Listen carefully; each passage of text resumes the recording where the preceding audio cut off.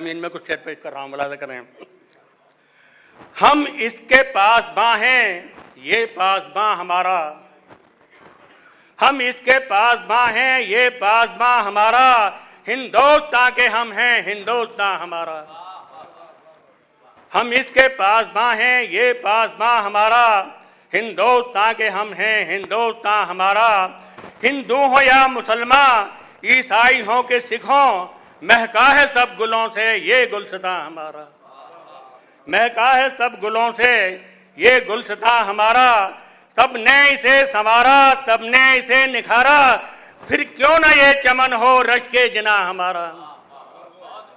सबने इसे संवारा, सबने इसे निखारा, फिर क्यों ना ये चमन हो रश के जिना हमारा।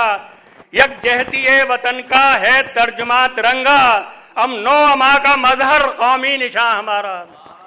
अमनो अमा का मजहर कौमी निशान हमारा। ये शेर खास तौर से मुलाजा करें। रहते हैं रात दिन हम पूजा में मस्त, इसकी मंदिर है मन के अंदर हिंदुस्तान हमारा।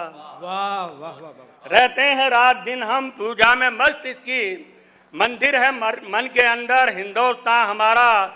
मिट जाएंगे जहां से हमको मिटाने वाले, 100 बार लेके देखें वो इम्तिहान हमारा। 100 बार लेके देखें वो। जी जी, अच्छा जी। मिट जाएंगे जहां से हमको मिटाने वाले, मुमकिन नहीं मिटाना नामो निशान हमारा। मक्ता मुलाजा कराएं।